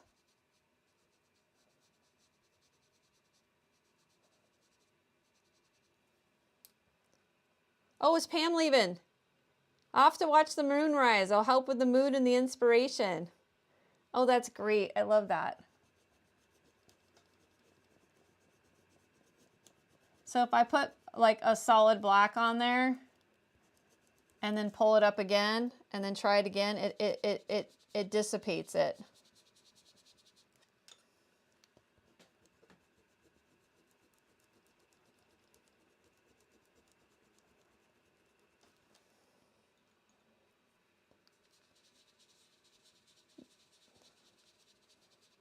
It's definitely, that's the one thing with the charcoal I didn't really think about, but it's definitely there.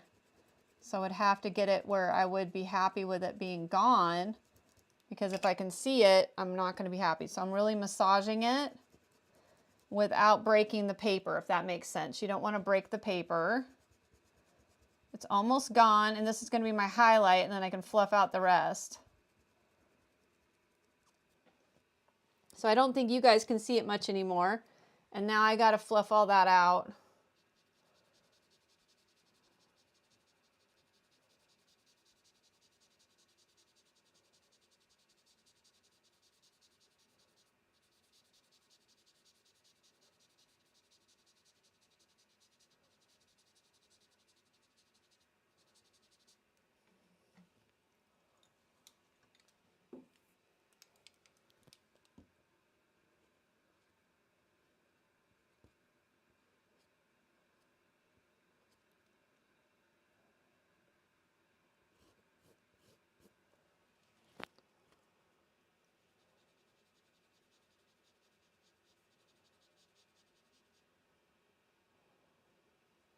Well, this wasn't the easiest fog to put in here. I'm thinking I don't know if I want it to go up on the mushroom. So now I gotta push and pull.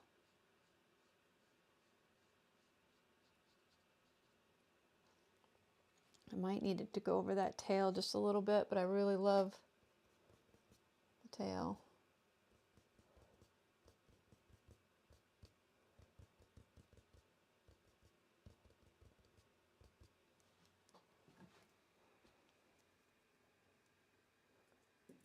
I do think that took my, is taking my eye, you know, back into the piece, which I like.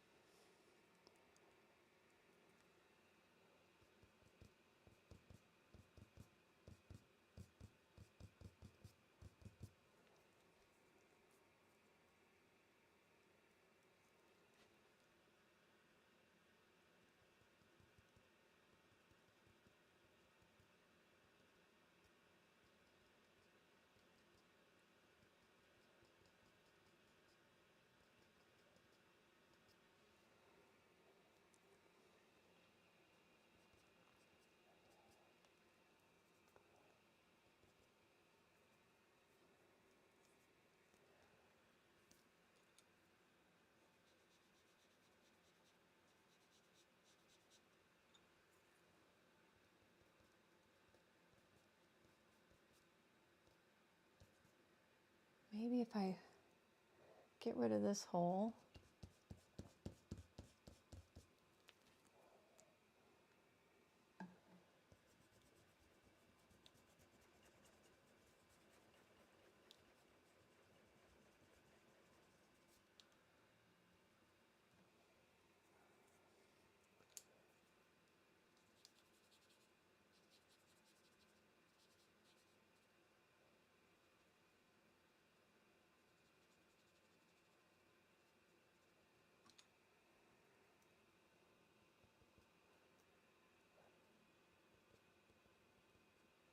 You're in the fog trance.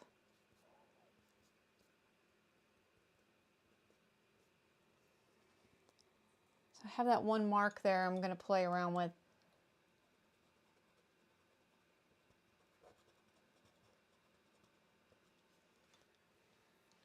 Just a little dark right there.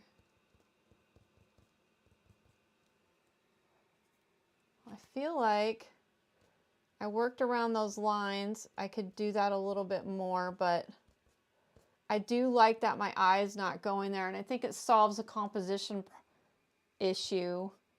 And I think it brings the mushrooms up and makes the bird look like a raven. It looks dark. It looks like it's a dark bird. Exactly, Francine. But see, sometimes, oh yes, Luis, thank you. I'm going to do the before and after. Awesome. Thank you, Luis. I want to put a little bit of some highlights up in these little hairs, little fluffs.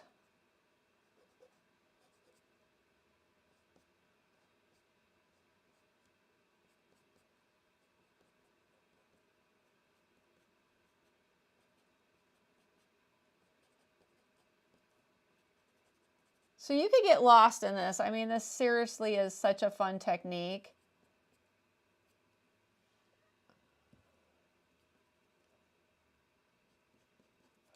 So here, I'm going to use this little pencil to put a few little, you know, darker spots here of the fluff.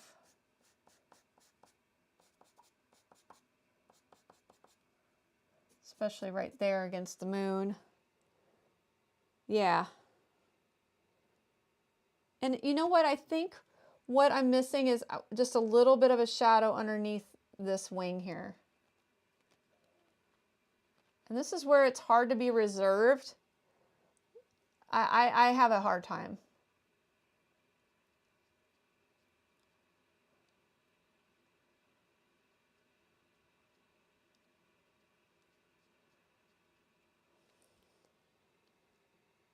That moment right there, I feel really, really helped the piece.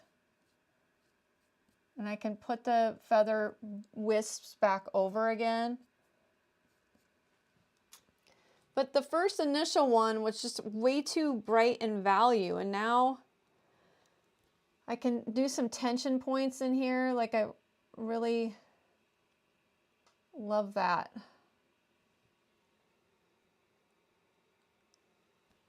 Right under here.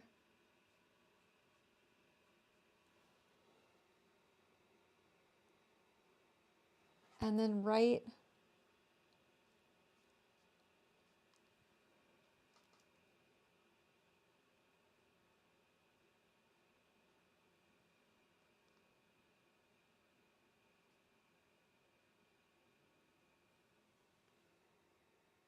yeah, see how that just value can really add some interest and some depth in some spots that you just wouldn't think of. Do you think you can mount the paper onto cradle board first and then do the piece and seal it at the end instead of mounting after done? You know, you can. Totally, Luis. If that would make you feel better about it, you can do that. I personally don't want to sit there and haul around my wood and work on it. I'm working on an easel. It's a little harder for me. So I don't want to get the wood all dirty with the black. You could probably erase a lot of it, but I think you know what I mean. Like, I like it to be fresh and clean. So that's something to consider, that, you know, you're going to get that probably dirty. I'm so happy with how this is coming along. I wasn't that happy with it on Wednesday. And I was a little kind of frustrated, and I don't usually feel that way, but sometimes pieces can sneak up on you. I'm trying to slow down and just get a few like little tension points in there that are dark.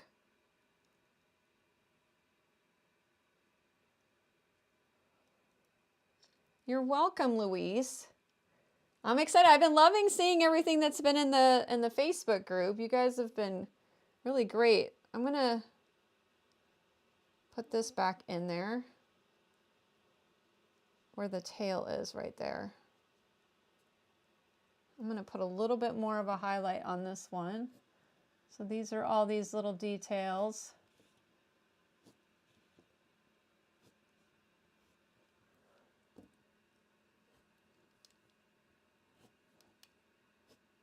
So I'm highlighting those little edges of the feathers.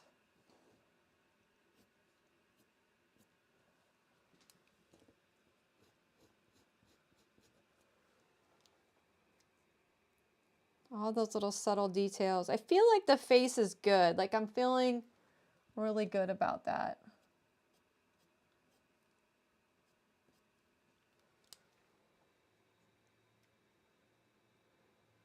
Gosh, you guys, I've never been done early. Now, it's a little challenging for me to want to keep this dark. I don't know if I should go darker on this moon. Let me just do a little. I'm going to show the before and after. And yes, I did, Laura. I did go outside. I did a seasonal piece. I have made one raven like this similar before, but it was back before I did PanPastel, and I just did it in charcoal. So I want to see really quick just if you guys think if I should go darker. I can bring this back up, but I kind of feel like this background, let's just do a little test right here.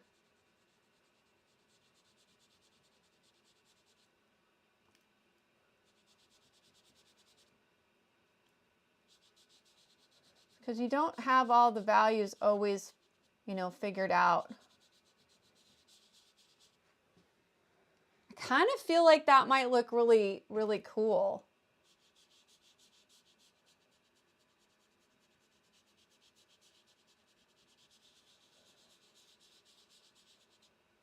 Yeah, right? You don't know sometimes until you dive in. We need some more contrast here. It's a little safe. Oh, this is gonna be it, right? Right? Thank you, ladies. Well, and gentlemen, I think we have Jonas in here.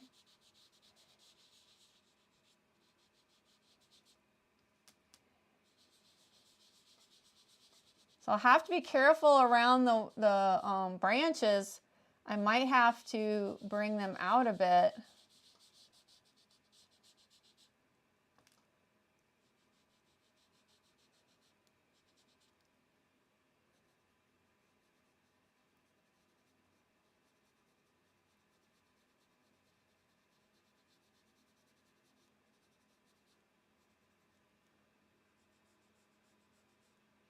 Gotta take those chances. Oh my gosh. It's all about value, folks. It's all about value. You just don't know, and you're like, oh, you know, intuitively. Thank you, Cameron. I know, right? Like, you don't know. This is a perfect ending to today's live. This is the proof about how powerful value can be. And it shows that, you know, I like to push value. I like to, you know, let's push it to its max and see, you know, this isn't precious.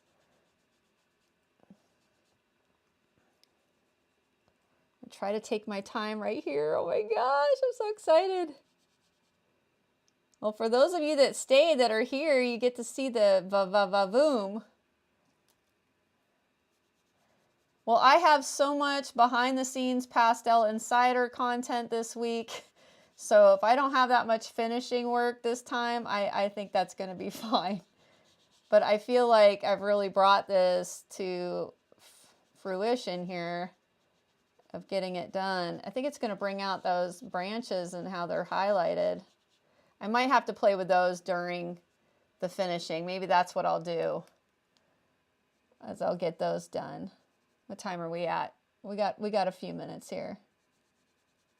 So you can see how this oval tool is like my favorite. I can do almost anything with it. There are some times where I kind of wouldn't mind the rectangle, but I don't want to take the time to switch the wand. Man, I can't wait to see your guys'. I highly suggest for my Pastel Insiders, you got to watch the whole journey, because you can see how I can switch something here. I might do 2 versions and not do the line art for the underneath the bird and say that's fog, because you can't go back as easy.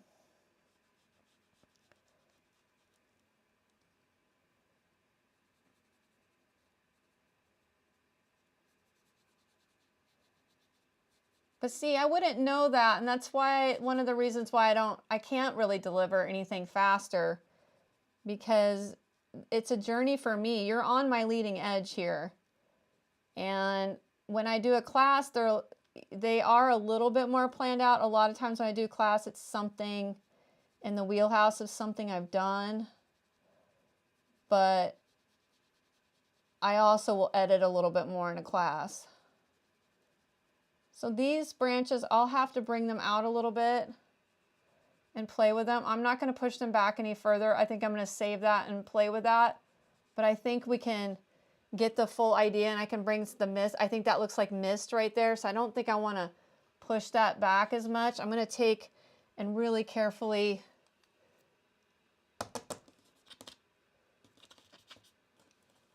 I might just shake this instead of brush it.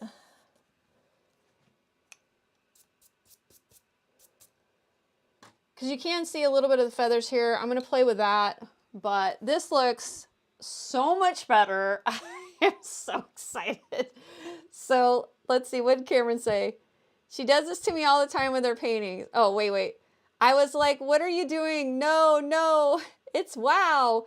Yeah, that is so true. Cameron will be like, what are you doing? Don't do that. And then I do it and he's like, oh, I love it. It looks so much better.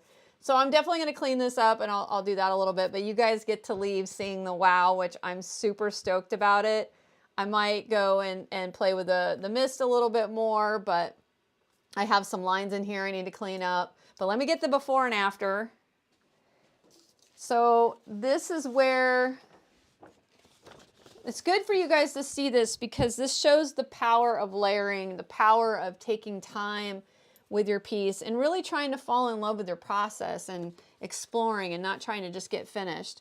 So this is where we left off on Tuesday, and I'll show that before and after, and then I'll show where we're at so you can see the difference there. And then this is where we went from today. I love these befores and afters because I really think they give you thing. And look at all that kind of dead space there where your eye goes compositionally. I really think that it's amazing what you can do. And using this white eraser to really bring out my whites again, like you could go reverse, like I said, but I think that's pretty exciting. And really look how much we brought the mushrooms up on the planes and things like that. That really changed. So I'm excited. And the moon, all the little craters, like those were a lot of fun. So I hope you guys enjoyed the journey. Let me catch up on chat here real quick. Oh, that's sweet, Michelle. That's really sweet. I'm glad that you wake up with this on Tuesdays and Thursdays. And yeah, that's really sweet about your father. Happy birthday to him. Yeah, I think you're right. I think you're right, Michelle. Sometimes I overthink those things. We do the same thing. We celebrate. My mom's birthday was October 3rd, and my father's birthday's in April. But yeah, we celebrate too. We have candles and all of that. Question. Thank you, Peg, for your compliment. Thank you, Michelle.